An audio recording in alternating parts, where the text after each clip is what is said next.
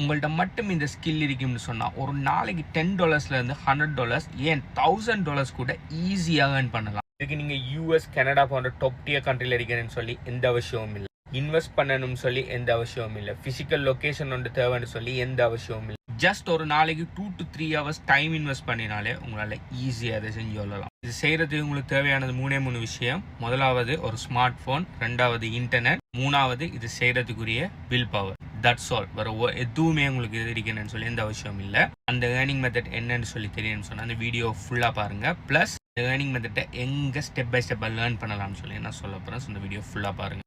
S, இந்த side ஹஸ்ல்ற name பார்த்தீங்கன்னு சொன்னால் அஃபிலியேட் மார்க்கெட்டிங் சொல்கிறேன். அஃபிலியேட் மார்க்கெட்டிங்னு சொன்னால் என்ன? நீங்கள் ஒரு ப்ராடக்ட்டோ சர்வீஸோ க்ரியேட் பண்ணாமல் இன்னொரு நபர்ற ஒரு ப்ராடக்டையோ சர்வீஸையோ உங்களோட மார்க்கெட்டிங் எஃபர்ட்டை பாவிச்சு நீங்கள் அந்த ப்ராடக்ட்டுக்கோ சர்வீஸுக்கோ சேல்ஸ் எடுத்து கொடுப்பீங்கன்னு சொன்னால் அந்த ப்ராடக்ட் சேல்ஸுக்கு நடக்கிற அந்த சேலில் ஒரு குறிப்பிட்ட அளவு பெர்சன்டேஜ் கமிஷன் ஒன்று உங்களுக்கு கிடைக்கும். இதுதான் இதோட சிம்பிள் கன்செப்ட். உங்களுக்கு ஒரு கொஸ்டின் ஒன்று வரும்.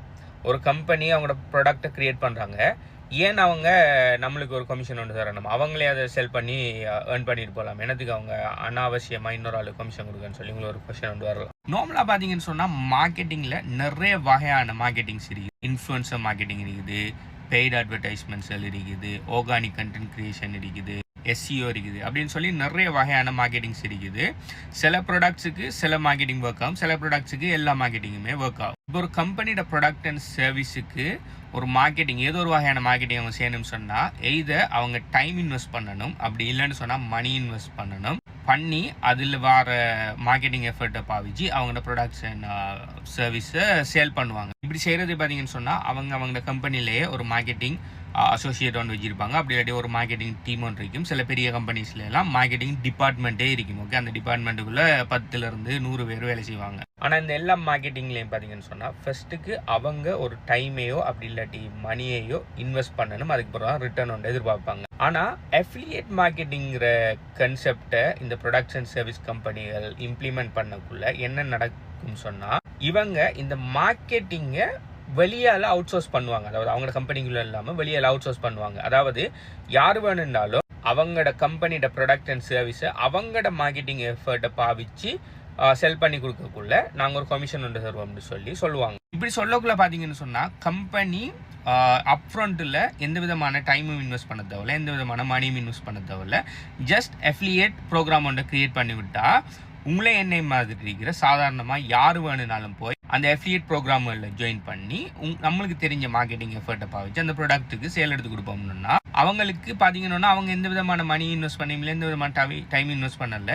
அவங்களுக்கு நம்முடைய எஃபர்ட்டால் அந்த கம்பெனிக்கு சேல் வரதால அவங்க அந்த மார்க்கெட்டிங்க்கு வச்சிருக்கிற அந்த பட்ஜெட்டில் ஒரு குறிப்பிட்ட பெர்சன்டேஜை யார் அந்த ப்ராடக்ட் அண்ட் இதுக்கு சர்வீஸுக்கு சேல் எடுத்து தந்தாங்களோ அவங்களுக்கு ஒரு கமிஷனாக கொடுக்குறதுல அவங்களுக்கு எந்த விதமான பிரச்சனையும் இல்லை. மேபி அப்படி கொடுக்குறது அவங்களுக்கு மார்க்கெட்டிங்குன்னு சொல்லி செலவழிக்கிறத விட லாபமாக கூட அநேகமான கம்பெனிஸில் இருக்கும். அதனால தான் நிறைய கம்பெனிஸ் இப்போ பார்த்தீங்கன்னு சொன்னால் 100% மேற்பட்ட கம்பெனிஸ் எல்லாத்துலேயுமே ஏதோ ஒரு வகையில் அஃபிலியேட் ப்ரோக்ராம் ஒன்று இருக்குது. ஈவன் அவங்கள்ட்ட தனி மார்க்கெட்டிங் டிபார்ட்மெண்ட், மார்க்கெட்டிங் ஸ்பெஷலிஸ்ட்லாம் இருந்தாலும் ஒரு மூலையில் அஃபிலியேட் மார்க்கெட்டிங் கன்செப்ட்னு வச்சுருப்பாங்க. ஏன்டா அது அவங்களுக்கு kind of uh free effort.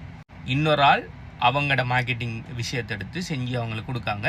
நாளைக்கு சேல்ஸ் நடந்தால் மட்டும்தான் அவங்க பணம் கொடுக்கணும். சேல்ஸ் நடக்காட்டி நீங்கள் அஃபிலியேட் மார்க்கெட்டிங் செய்கிறீங்க, ஆனால் அவங்களால எந்த விதமான சேல்ஸும் அந்த கம்பெனி ஜென்ரேட் பண்ணி கொடுக்க முடியலைன்னு சொன்னால் அவங்க எந்த விதமான பணமும் உங்களுக்கு தரப்போறதில்ல. ஸோ அவங்களுக்கு பார்த்தீங்கன்னு சொன்னால் எந்த விதமான இழப்பும் இல்லை, ரைட்? இப்போ ஒரு கம்பெனியில் 100 அஃபிலியேட்ஸ் இருக்காங்கன்னு ஒரு 20 அஃபிலியேட்ஸ் தான் சேல்ஸ் கொண்டு வராங்கன்னு சொன்னால் அந்த 20 அஃபிலியேட்ஸுக்கும் அவங்க எவ்வளோ சேல்ஸ் கொண்டு வராங்களோ அதுக்கேற்ற மாதிரி பே பண்ணால் போதுமே தவிர மற்ற 80 அஃபிலியேட்ஸுக்கும் பே பண்ணணும்னு சொல்லி எந்த அவசியமும் இல்லை. ஸோ இது கம்பெனிஸுக்கு பார்த்தீங்கன்னு சொன்னால் வின்-வின் சிச்சுவேஷன். கம்பெனிக்கு வின்-வின் சிச்சுவேஷன் ப்ளஸ் இண்டிபெண்டன்ட் அஃபிலியேட்ஸுக்கு வின்-வின் சிச்சுவேஷன். ஏன்டா நம்ம ப்ராடக்ட் ஒன்று கிரியேட் பண்ண தேவையில்ல.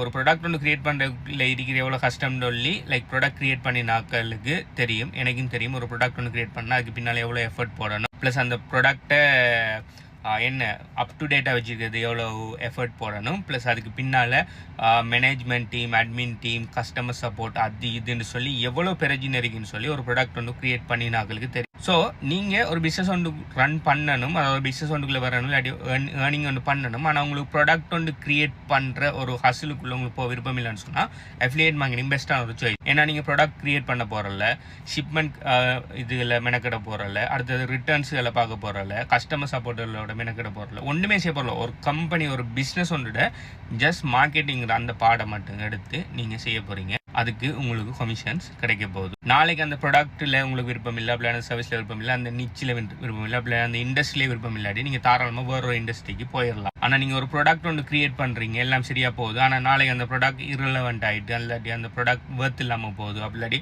அந்த ப்ராடக்ட்டுக்கு கேள்வி குறைய இருக்குன்னு சொன்னால் நாளைக்கு நீங்கள் புது ப்ராடக்ட் ஒன்று கிரியேட் பண்ணுறதுக்கு நீங்கள் எவ்வளோ கஷ்டப்பட்டு எஃபர்ட் பண்ணீங்களோ அதை திரும்ப செய்ய வேண்டியது. ஆனால் அஃபிலியேட் மார்க்கெட்டிங் செய்யக்குள்ள அந்த ஒரு பிரச்சனையும் இல்லை. நீங்கள் ஏங்குற ப்ராடக்ட் ஒன்று ப்ரொமோட் பண்ணிட்டுறீங்க, நாளைக்கு அது உங்களுக்கு பிடிக்கல, அதில் கமிஷன் பிரச்சனை, அப்படி இல்லாட்டி வேற ஒரு நல்ல ப்ராடக்ட் ஒன்று இருக்குது, பீங்கிற ப்ராடக்ட் ஏங்குற ப்ராடக்ட்டோட பெஸ்ட்டாக இருக்கணும்னா நீங்கள் தாராளமாக பீங்கிற ப்ராடக்ட்டை ப்ரொமோட் பண்ணிட்டு போகலாம். எந்த விதமான கமிட்மெண்ட்டும் இல்லை உங்களுக்கு. ஓகே, இப்போ நான் அஃபிலியேட் மார்க்கெட்டிங் என்னன்னு சொல்லிட்டேன். இப்போ அஃபிலியேட் மார்க்கெட்டிங்கை எப்படி செய்கிறேன்? எங்களுக்கு இந்த மார்க்கெட்டிங்கை பற்றி தெரியா, எங்களுக்கு பெய்ட் அட்வர்டைஸ்மெண்ட்ஸ் தெரியா, SEO தெரியா, அப்படி இல்லாட்டி சோஷியல் மீடியா தெரியா, கண்டென்ட் கிரியேஷன் தெரியா, எதுவுமே தெரியா. எப்படி இப்போ நான் அஃபிலியேட் மார்க்கெட்டிங் செய்கிறேன்னு சொல்லி உங்களுக்கு ஒரு கொஸ்டின் ஒன்று வரலாம். எப்படி செய்கிறங்கிறத நான் கடைசியில் சொல்கிறேன். அதுக்கு முதல் இந்த அஃபிலியேட் மார்க்கெட்டிங் செய்கிறதுக்குரிய ப்ராடக்ட்டை சூஸ் பண்ணுறதை பற்றி முதலாவது கதை. இப்போ நீங்கள் அஃபிலியேட் மார்க்கெட்டிங் செய்ய போகிறீங்கன்னு சொன்னால் ஏதோ ஒரு ப்ராடக்ட் சர்வீஸை தான் நீங்கள் ப்ரொமோட் பண்ணணும், ரைட்? ஸோ அந்த ப்ராடக்ட் அண்ட் சர்வீஸை எப்படி செலக்ட் பண்ணணும்? முதலாவது நீங்கள் ஒரு நிச் ஒன்றை செலக்ட் பண்ண. நிச்சுன்னு என்னென்னு சொன்னால் நீங்கள் எந்த ஃபீல்டில் இருக்கிற ப்ராடக்டையோ சர்வீஸையோ ப்ரொமோட் பண்ண போகிறீங்கன்னு சொல்லி. சிலாக்களுக்கு ஹெல்த் அண்ட் ஃபிட்னஸ் இல்லை இன்ட்ரெஸ்ட் இருக்கலாம், சிலாக்கள் பார்த்தீங்கன்னு சொன்னால் மேக் மணி ஆன்லைன் நிச்சில் இன்ட்ரெஸ்ட் இருக்கலாம், சிலாக்களுக்கு ரிலேஷன்ஷிப்பில் இன்ட்ரெஸ்ட் இருக்கலாம், சிலாக்களுக்கு ஏஐல இன்ட்ரெஸ்ட் இருக்கலாம். இப்படி உங்களுக்கு எது இன்ட்ரெஸ்ட்டோ அப்படியான ஒரு ஃபீல்டை நீங்கள் செலக்ட் பண்ணுங்க. அப்படி இல்லைன்னு சொன்னால் எவர்கிரீன் நிச்சுகளை செலக்ட் பண்ணுங்க. எவர்கிரீன் நிச்சுகள்னு சொன்னால் கண்டினியூஸாக எப்போவுமே அந்த நிச்சுகளில் கேள்வி இருந்துகிட்டே இருக்கும். உதாரணத்துக்கு ஹெல்த் எப்பயுமே தேவைப்பட்டு இருக்குது ஒரு விஷயம். அதே மாதிரி மேக் மணி ஆன்லைன் எப்போவுமே மேக் மணி ஆன்லைனில் தேவை இருந்துக்கிட்டே இருக்கு. அதே மாதிரி ரிலேஷன்ஷிப்பும் எப்போவே தேவை. இப்படி தேவை அநேகமாக இருக்கிற ஒரு நிச்சயம் செலக்ட் பண்ணுங்கள். அதுலேயும் உங்களுக்கு எதில் இன்ட்ரெஸ்ட் இருக்கோ அதை அந்த நிச்சயம் செலக்ட் பண்ணுங்கள். ஏன்னா நீங்கள் உங்களுக்கு இன்ட்ரெஸ்ட் இருக்கிற நிச்சயம் செலக்ட் பண்ணக்குள்ளே பார்த்தீங்கன்னு சொன்னால் நீங்கள் பேர்ன் அவுட் ஆக மாட்டீங்க. இப்போ நிச்சயம் நீங்கள் செலக்ட் பண்ணிட்டீங்க, இப்போ ப்ராடக்ட்டை செலக்ட் பண்ணணும். இப்போ அந்த நிச்சில் இருக்கிற ப்ராடக்ட்ஸை செலக்ட் பண்ணக்குள்ள ரெண்டு விஷயம் நீங்கள் கவனிக்கணும். ஒன்று ஃபிசிக்கல் ப்ராடக்ட்டை ப்ரொமோட் பண்ண போகிறீங்களா, டிஜிட்டல் ப்ராடக்ட்டை ப்ரொமோட் பண்ண போகிறீங்களான்னு சொல்லி. ஃபிசிக்கல் ப்ராடக்ட்ஸில் நீங்கள் ப்ரொமோட் பண்ணக்குள்ள பார்த்தீங்கன்னு சொன்னால் ஒரு ஆளுக்கு விற்ற விஷயத்தை திரும்ப விற்கலாம், திரும்ப மேனுஃபேக்சர் பண்ணி தான் அந்த ப்ராடக்ட்டை விற்கணுங்கிற காரணத்தால் ஃபிசிக்கல் ப்ராடக்ட்ஸுகளுக்கு கமிஷன் பார்த்தீங்கன்னு சொன்னால் சின்ன பர்சன்டேஜ்லாம் நீங்கள் ஒரு 3-4% ஒரு 10% உங்களுக்கு கமிஷன் கிடைக்கும். ஆனால் டிஜிட்டல் ப்ராடக்ட்ஸுகள், கோர்ஸுகள், அப்படி இல்லாட்டி சாஃப்ட்வேர்ஸுகள், அதை மாதிரி விஷயங்களை நீங்கள் விற்க போகல. அது ஒரு தரம் கிரியேட் பண்ணி மல்டிபிள் டைம் செல் பண்ணுறதால திரும்ப மேனுஃபேக்சரிங் காஸ்ட் இல்லாதால உங்களுக்கு கமிஷனல் பார்த்தீங்கன்னு சொன்னால் 40-50லேருந்து சில கம்பெனிஸ் பார்த்தீங்கன்னு சொன்னால் 90% கூட கமிஷனல் தருவாங்க. என்னை பொறுத்த வரைக்கும் நம்ம போடுற எஃபர்ட்டுக்கு நம்மளுக்கு பெரிய அளவில் கமிஷன் கிடைக்கணும்னு சொன்னால் டிஜிட்டல் ப்ராடக்ட்ஸுகளை ப்ரொமோட் பண்ணுறது பெஸ்ட். மூணாவது நீங்கள் கருதி கொள்ளணும், நீங்கள் ப்ரொமோட் பண்ணுற ப்ராடக்டில் இருந்து ரெக்கரிங் கமிஷன் வருமாங்கிறத நீங்கள் பார்க்கணும். அது என்ன ரெக்கரிங் கமிஷன் சொன்னால் அந்த ப்ராடக்ட்டை வாங்குற கஸ்டமர் திரும்ப அந்த ப்ராடக்ட்டுக்கு மந்த்லியோ இயர்லியோ பேமெண்ட் பண்ணிட்டு இருக்கணும். அந்த பேமெண்ட் பண்ணுறதுல இருந்து உங்களுக்கு ஒரு கஸ்டமர்லேருந்தே கண்டினியூஸாக கமிஷன் கிடைக்கிற மாதிரி. நான் பார்த்தீங்கன்னு சொன்னால் 5-6 வருஷத்துக்கு முதல் ஒரு சாஃப்ட்வேர் ஒன்றை நான் ப்ரொமோட் பண்ணியிருந்தேன். அந்த சாஃப்ட்வேரை நிறைய பேர் வாங்கியிருந்தாங்க. அதில் சிலாக்கள் பார்த்தீங்கன்னு சொன்னால் இன்றைக்கு கூட அந்த சாஃப்ட்வேரை பாவிச்சிட்டு இருக்காங்க. அவங்க இன்றைக்கு பாவிக்கிற ஒவ்வொரு மாதமும் அவங்க பே பண்ண எனக்கு ஒவ்வொரு மாதமும் அந்த சாஃப்ட்வேர்லேருந்து 40% கமிஷன் வந்துகிட்டே இருக்கு. அந்த சாஃப்ட்வேருக்கு அவங்க ஒவ்வொரு மாதமும் $100 கிட்ட பே பண்ணிட்டு இருக்காங்க. ஸோ ஒவ்வொரு ஆள்கிட்ட இருந்தும் எனக்கு $40 இன்றைக்கு வரைக்கும் வந்துட்டு இருக்குது. கிட்டத்தட்ட 6 வருஷமா.